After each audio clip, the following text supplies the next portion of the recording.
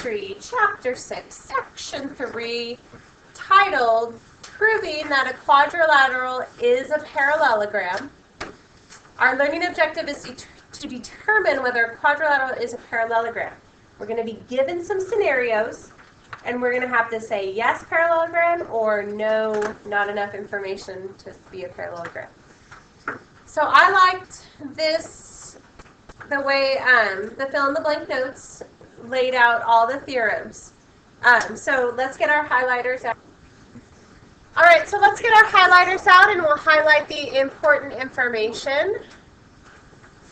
So if both pairs of opposite sides of a quadrilateral are congruent, then it's a parallelogram. If an angle of a quadrilateral is supplementary to both of its consecutive angles, then it's a parallelogram. Yesterday we talked about consecutive angles, and if you look here, B is consecutive with C and A. It's the one that are right next to it as far as consecutive goes. So if it's supplementary to its consecutive, to both of its consecutive angles, then it's a parallelogram. If both pairs of opposite angles are congruent, both pairs, so you need two of them, they're going to give you one and say, yep, it's congruent. You know, this one pair is congruent, and you're going to have to be smart enough to say, no, it says both. Both have to be shown congruent. If the diagonals bisect each other, what? Didn't we just talk about that? Then it's a parallelogram. And if one pair of opposite sides is both congruent and parallel, so you need the two components, you need to be congruent and parallel, then you can say it's a quadrilateral. So we're going to use our diagram and answer these questions. Punch through this. All right, so if AB is congruent to CD and BC is congruent to DA, then it's a parallelogram.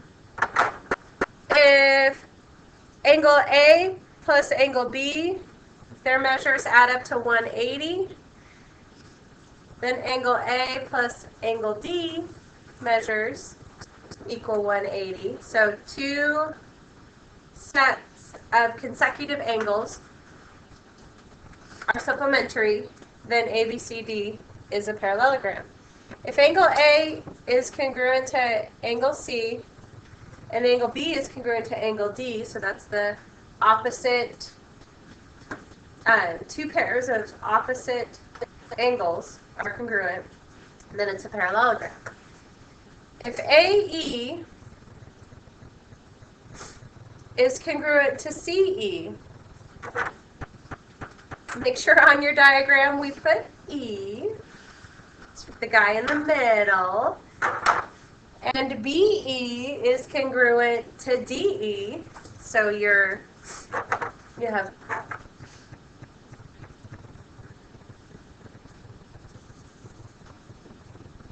your bisectors, then you're a parallelogram. If BC is congruent to DA and BC is parallel, I say AD.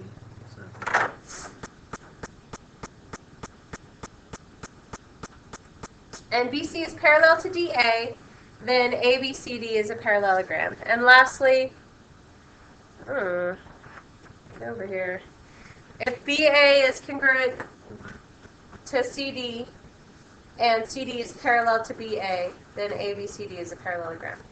So it's important, all these properties we're going to be using to identify parallelograms, like we did here.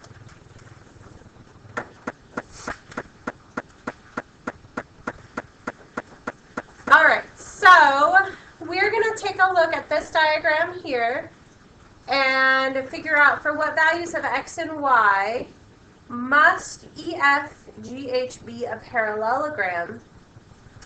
And if we look at, there's a few different equations we can put together. Because if it's a parallelogram, then our opposite angles are congruent. So that's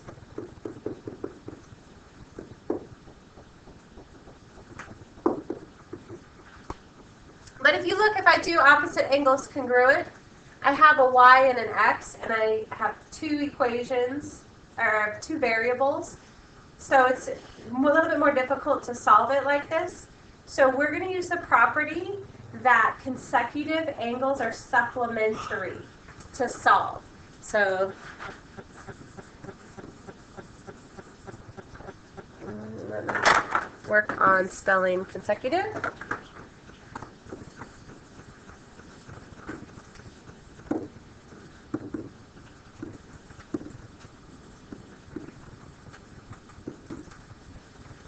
So we're going to use consecutive angles are supplementary. So we're going to say that angle H plus angle E is equal to 180. So that is y plus 10 plus 3y minus 2 equals 180. I'm going to use that same property. I'm going to say angle G and angle F add up to equal 180. And that's their measures. I'm just being lazy. So that's 12x plus 7 plus 4x plus 13 equals 180. So out of these, circle the equations that we can use to find the value of y. So we want to circle the ones that we can use to find the value of y, and that is this one here. It's the one with all the y's in it. We can find y. And then underline the ones we can use to find x. Well, this guy, he doesn't have any x's in it. But this guy has the x in there, so if I solve for y, so if I do this first, and I have a value for y, then I can plug him in and solve for x. Okay. So let's actually do that. Let's take this equation. And I'm going to combine like terms. My y plus 3y is 4y's. 10 minus 2 is 8 equals 180. I'm going to subtract 8 from both sides. And I get 4y equals 172. Divide by 4. 4 goes into 17 6 times with 1 left over. 1 combines with a 2 to make 12. 4 goes into 12 3 times. Hashtag mental math. Okay, so y is equal to 63. And then we are going to plug it in to our second equation to find x. So this is 73 equals 4x plus 13. Subtract 13 from both sides. Wouldn't it be 43 instead of 63? All right, so let's do math correctly today. 4 goes into 17 4 times, making it 16. With 1 left over, 4 goes into the 1 combines with the 2 to make 12. 4 goes into 12 3 times. So this is actually 43. Thank you. 43 minus 13 Be 53 minus 13 because you added. I added 10. Thank you, sir. Keeping me legit, which is good because then it would have been a fraction and that would have been awful. Okay. And x is equal to 10. So I'm going to go back, make sure I'm solving for the right items. It wants to know what x and y are. Sometimes it'll ask you to find the angles, so that's something to be cognizant of. So y is 43 and x is 10.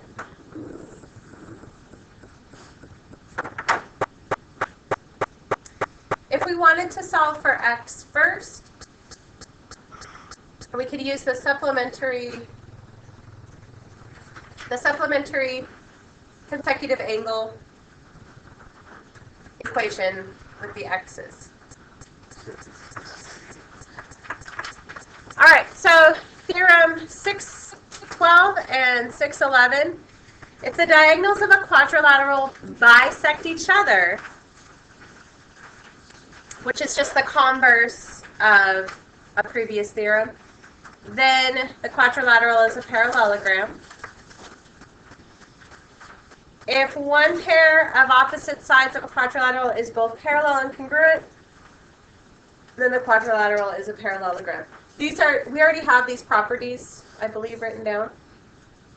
I just wanted to put them on this page because we're going to use it to solve. So let's look at our sample question. Can you prove that the quadrilateral is a parallelogram based on the information given?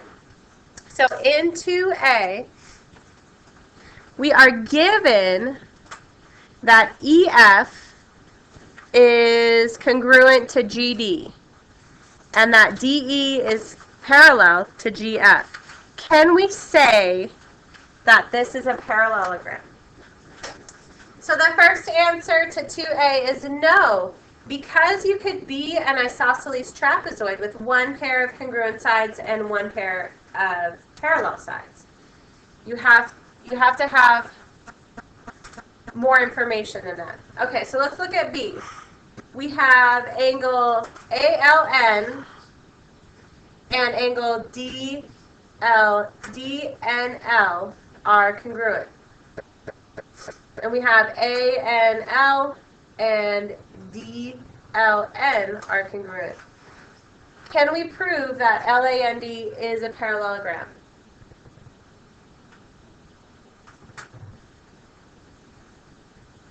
So the answer to B is yes, they're parallelograms because we have those congruent sides. So we can say, because of the alternate interior angles, we can say that AN is parallel to LD and AL is parallel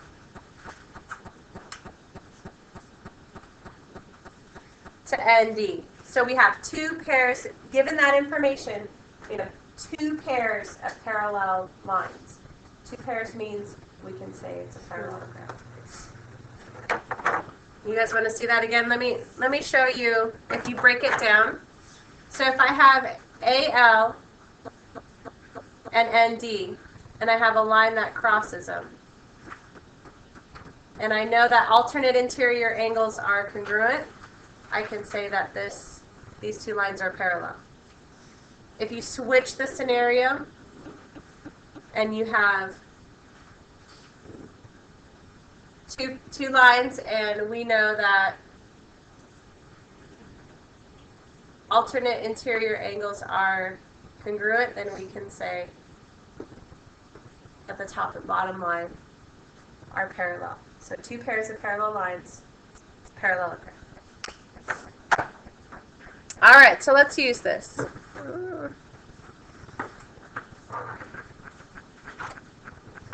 Okay, so we got a nice little truck problem. Pick up truck.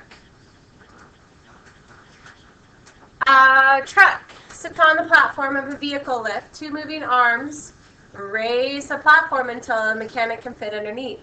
Why will a truck always remain parallel to the ground as it's lifted?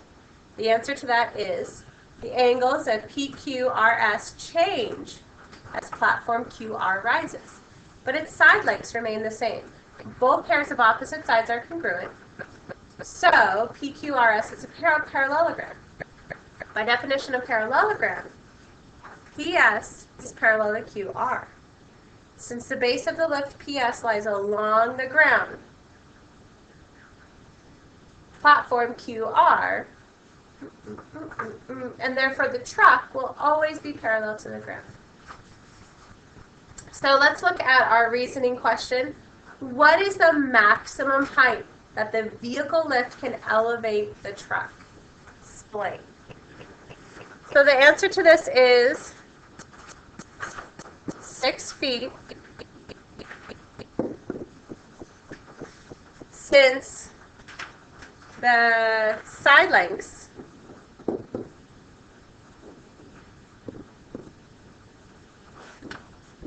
are 6 feet.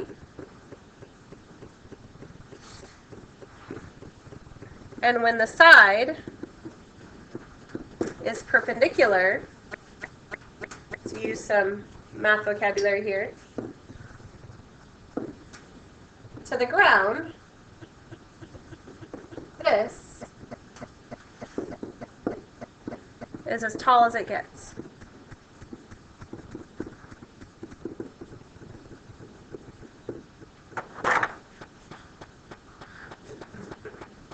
All right, so in conclusion, we have to remember each piece of the parallelogram properties so we can prove that quadrilaterals are parallelograms. Make sure you keep this paper with you, keep these notes with you so that you can use them for the rest of the section.